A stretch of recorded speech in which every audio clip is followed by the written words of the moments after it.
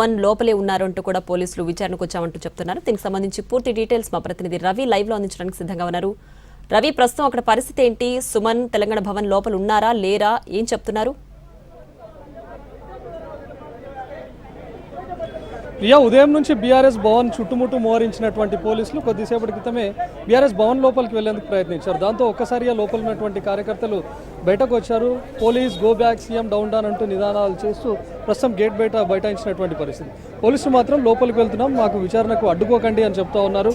నమోదైనటువంటి case ప్రకారమే, బాల్కసుమన్పై నమోదైన case ప్రకారమే మేము విచారణకు వచ్చాం, తనను విచారిస్తామని చెప్పి పోలీసులు చెప్తా ఉన్నారు. కానీ ప్రస్తుతం కార్యకర్తలేమో గేట్ బయట బటాయించి ఉన్నారు, పోలీసులేమో బయట ఎదురు చూస్తూ ఉన్నారు. మరి బాల్కసుమన్ బయటకు వస్తే అరెస్ట్ చేస్తారా, లేకపోతే ఇందాక ఏసీపీ చెప్తున్నటువంటి ప్రకారం విచారణ ఇస్తారా, లేకపోతే నోటీస్ ఇస్తారా అనేది చూడాలి. కానీ ప్రస్తుతానికైతే 3 రోజులుగా బీఆర్ఎస్ భవన్లోనే బాల్కసుమన్ ఉంటున్నారు. మరి కాసేపట్లో మీడియా ముందుకు వస్తాను, నేను మీడియాతో మాట్లాడిన తర్వాతనే పోలీసుల దగ్గరికి వెళ్తానని బాల్కసుమన్ చెప్తా ఉన్నారు. ప్రస్తుతానికి మాత్రం కార్యకర్తలు అడ్డుకుంటున్నటువంటి పరిస్థితి. ఒకవైపు పోలీసులు ఏమో చెప్తా ఉన్నారు, మేము విచారణ కోసం వచ్చాం, కేసులు నమోదయ్యారు. మీరేమో పోలీసులను అడ్డుకుంటున్న పరిస్థితి, ఎందుకని? పోలీసులను అడ్డుకోవడం లేదు. ఈరోజు ఈ రాష్ట్రంలో ముఖ్యమంత్రి రేవంత్ రెడ్డి గారు అనేక బహిరంగ సభల్లో పేగులు తీసి మెడలు కేసుకుంటా, కన్నుగుడ్లు తీసి గోళీలాట ఆడతా అని చెప్పేసి అన్నారు.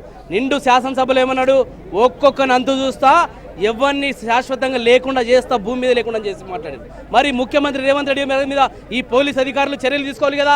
వారి కాంగ్రెస్ పార్టీ శాసనసభ్యుడు మక్కన్ సింగ్ ఠాగూర్ గారు ఏం మాట్లాడారు, ఒక్కొక్కరిని అడ్డంగా నరికేస్తా అని చెప్పేసి మాట్లాడారు. మరి మక్కన్ సింగ్ ఠాగూర్ మీద చర్యలు తీసుకోవాలి కదా. జడ్చర్ల ఎమ్మెల్యే అనిరుద్ధ్ రెడ్డి గారు ఏం మాట్లాడారు, అరబిందో ఫార్మా కంపెనీ తగులు పెడతామని మాట్లాడారు.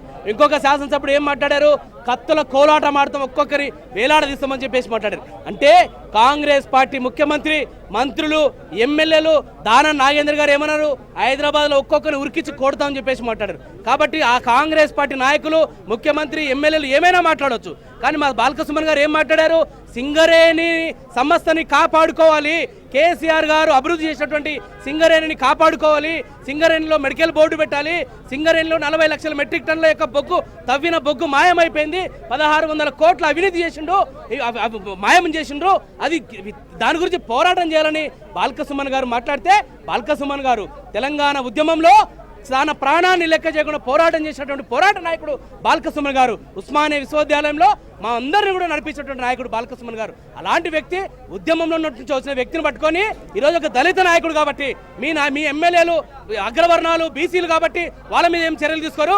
ఒక దళిత నాయకుడు కాబట్టి బాల్కసుమన్ గారి మీద అక్రమ కేసులు పెట్టి అక్రమంగా అరెస్టు చేయడానికి రావడాన్ని తీవ్రంగా ఖండిస్తాం. మేమందరం కూడా కార్యకర్తలు, కాంగ్రెస్ ప్రభుత్వం ఏం చెప్పింది, చాలా మంది ఇప్పటికే ఇలాంటి ఎన్నో మాటలు మాట్లాడారు, మరి వాళ్ళపైన ఎందుకు కేసులు నమోదు చేయలేదని చెప్పి వాళ్ళు చెప్తున్నటువంటి పరిస్థితి. ప్రస్తుతానికి అయితే బయట పోలీసులు వాళ్ళ వాహనాలను సిద్ధం చేసుకొని ఎదురు చూస్తూ ఉన్నారు. ప్రస్తుతానికి ఏసీపీ ప్రవీణ్ కూడా ఇక్కడికి చేరుకున్నారు. మొత్తం టీమ్స్ అన్ని కూడా బయట వెహికల్స్ పెట్టుకొని సిద్ధంగా ఉన్నాయి. మరి లోపలికి పోలీసులు వెళ్ళి బాల్కసుమన్ను అదుపులోకి తీసుకుంటారా అనేది చూడాలి. ప్రస్తుతానికి వాళ్ళ తరఫున ఉన్నటువంటి అడ్వకేట్స్ కూడా ఇక్కడికి చేరుకున్నారు. వాళ్ళు చెప్తున్నటువంటి ప్రకారం చూస్తే పబ్లిక్ ప్రాపర్టీని డ్యామేజ్ చేస్తే పెట్టాల్సినటువంటి కేసులను బాల్కసుమన్పై అక్రమంగా పెట్టారు, మేము న్యాయపరంగా వెళ్తామని చెప్పి అడ్వకేట్స్ చెప్తా ఉన్నారు. కేవలం తను చెప్పినటువంటి ఏం చెప్తా ఉన్నారు, ప్రస్తుతానికి పెట్టినటువంటి సెక్షన్లు ఏమున్నాయి, విచారణకు సహకరిస్తారా?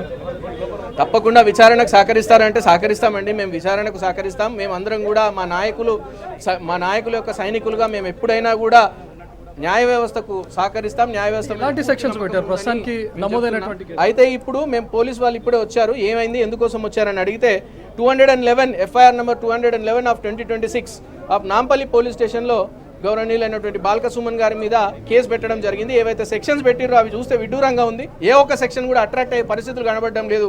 ఇవి కేవలం కక్షపూరితమైనటువంటి సెక్షన్స్గా భావించవచ్చు. ఇవన్నీ కూడా ఇవి బుక్కుల్లో వేరే రకంగా ఉన్నాయి, కానీ వీళ్ళు అమలు చేస్తున్న విధంగా ఏదైతే ఉందో అది వేరే రకంగా ఉన్నదన్నది క్లియర్గా అర్థమవుతుంది. ఇక్కడ చూసుకుంటే ఈ సెక్షన్స్ ఏవి కూడా ఆయనకు అట్రాక్ట్ కావు. అక్కడ ఇంటర్నల్ మీటింగ్ ఏదైతే జరిగిందో దాంట్లో మాట్లాడిన మాటలు ఒకటి ఉన్నాయి, దాన్ని ఏ రూపంగా క్రియేట్ చేసి వేరే రకంగా చేసి ఆయన గొంతుకను నొక్కాలనే, గొంతుని తొక్కి పట్టాలి, ప్రజల పక్షాన పోరాడుతున్న బీఆర్ఎస్ పార్టీ వాయిస్ లేకుండా చేయాలనే కాన్సెప్ట్లో మీరు చూస్తున్నారు. ఎంత తొక్కి పడితే అంత ఎగిసి పడడానికి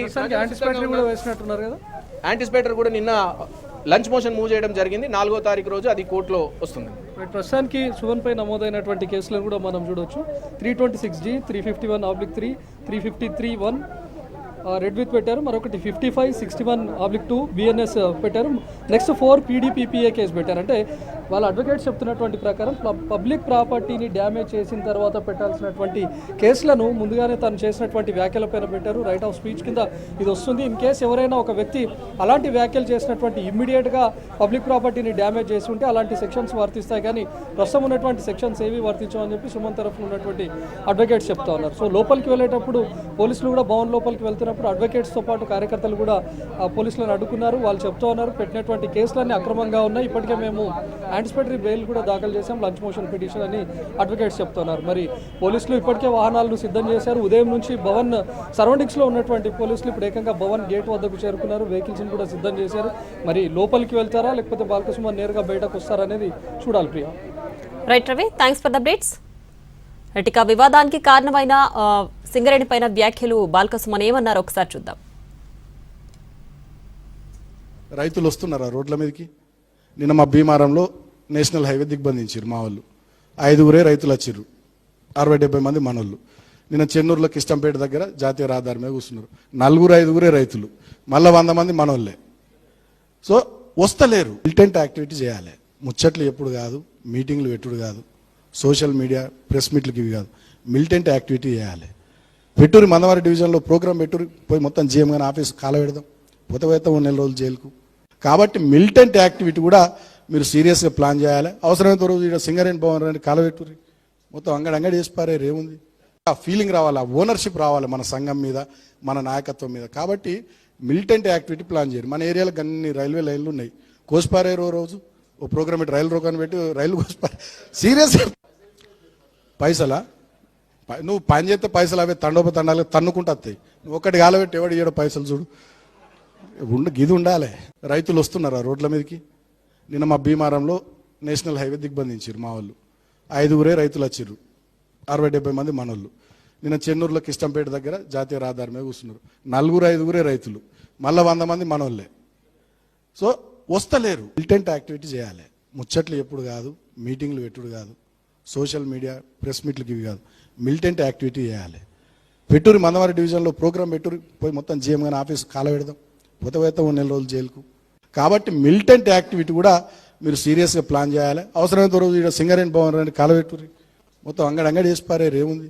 ఆ ఫీలింగ్ రావాలి, ఆ ఓనర్షిప్ రావాలి మన సంఘం మీద, మన నాయకత్వం మీద. కాబట్టి మిలిటెంట్ యాక్టివిటీ ప్లాన్ చేయరు. మన ఏరియాలో అన్ని రైల్వే లైన్లు ఉన్నాయి, కోసిపారేరు రోజు ఓ ప్రోగ్రామ్ పెట్టి రైలు రోకాన్ని పెట్టి రైలు కోసిపారు. సీరియస్గా పైసలా? నువ్వు పని చేస్తే పైసలు అవే తండోపతండాలు తన్నుకుంటూ వస్తాయి. నువ్వు ఒక్కటి కాలబెట్టి ఎవడు ఇయ్యడో పైసలు చూడు. గిది ఉండాలి. రైతులు వస్తు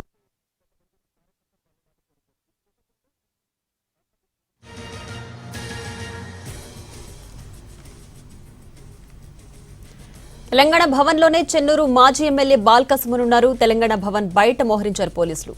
సింగరేణిపై వివాదాస్పద వ్యాఖ్యలు చేశారంటూ కేసు నమోదు చేశారు పోలీసులు. అయితే 3 రోజులుగా తెలంగాణ భవన్లోనే ఉంటున్నారు బాల్కసుమన్. భవన్ బయట టాస్క్ ఫోర్స్ పోలీసులు మోహరించారు.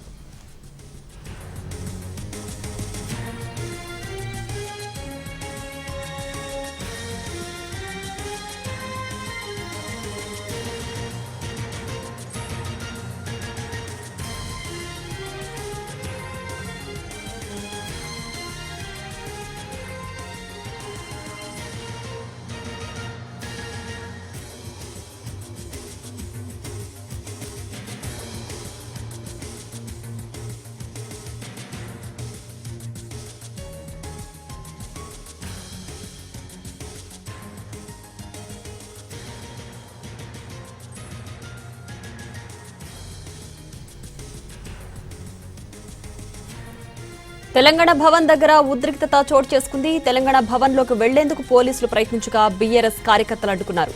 ఈ క్రమంలో పోలీసులకు బీఆర్ఎస్ శ్రేణులకు మధ్య వాగ్వాదం చోటు చేసుకుంది. దీంతో కాసేపు ఉద్రిక్త వాతావరణం నెలకొంది.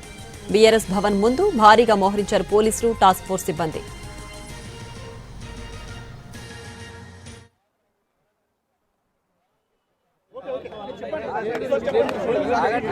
ఎఫ్ఐఆర్ కేసు రిజిస్టర్ అయింది.